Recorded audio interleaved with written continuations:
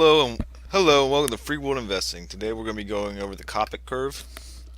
Now the Coppock Curve is also known as Coppock Guide. It was created about 1962, I want to say.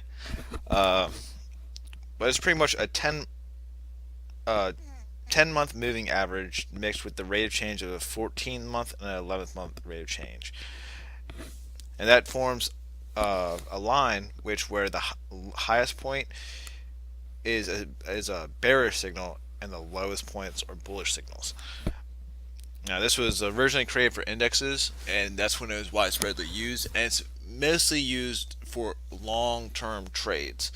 So you want to use it to get the most out of the amount of time you're using, and it's not really for 5-minute trades or anything like that.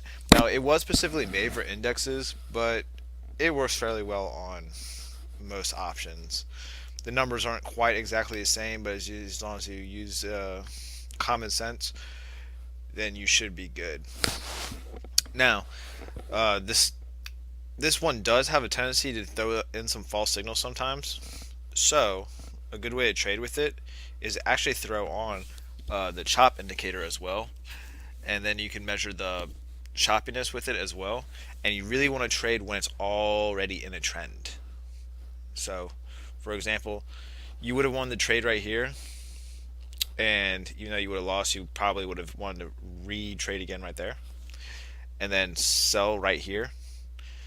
Especially since it's deep in the trend right here, this would have been an excellent trade. This would have been one of those ones where you're like, oh well, maybe I'll put a little bit more than normal in. Maybe like instead of 1%, maybe 2%, and then boom, you would have definitely caught it back down here, especially since you're still deep in that trend. And then boom, and you would have probably skipped out right here because you see that it's nothing so far.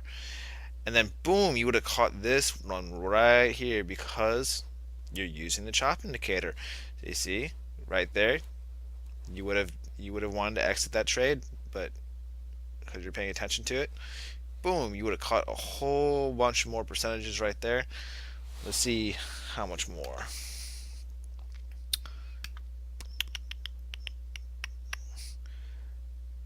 Ooh, a good 3% for 5 days, and if you're using a margin account, that's 6% right there at least.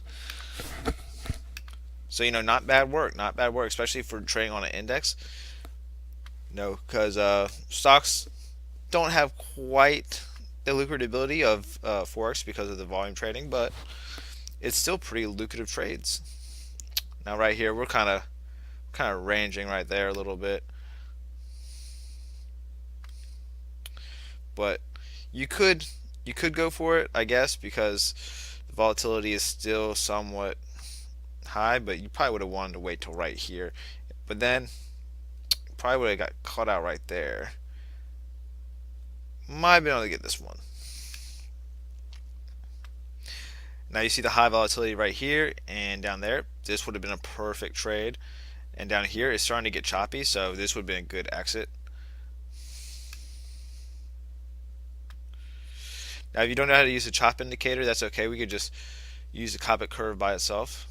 And boom, up, down. Probably want to trade that. If you could have held on to this and waited, or as soon as you saw the upswing right here, you could have re-entered the trade and gone back down.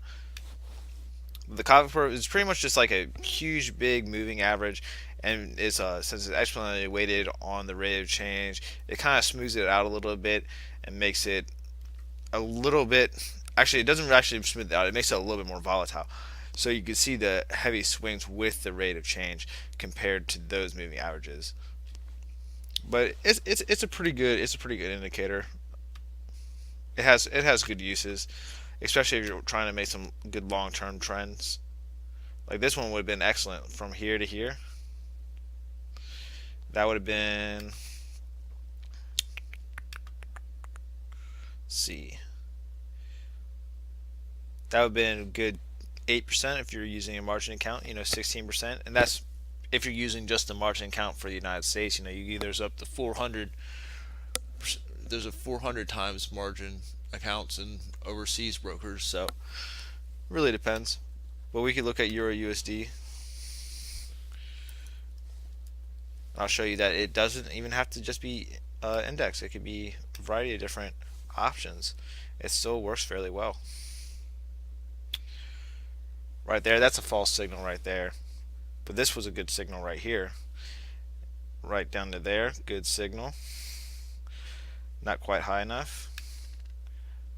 A little bit of a false signal, but it comes right back up. And if you would have used this as a support, then you would have, boom, got that big trade. Then you would have got this big trade as well. You might cut it off at the support if you're trying to be conservative. But then you would have got, boom. You probably would have wanted to cut off because of this support right here. But it would have been a good weight, and you would have got a couple extra pips. So you won't want to use support and resistance because it does matter for the Coppock curve. Support and resistance do help trading it, just like a variety of other indicators. But that's going to be all we're going to go over with the Coppock curve.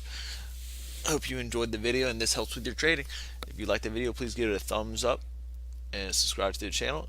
Check out more videos. Y'all have a good one.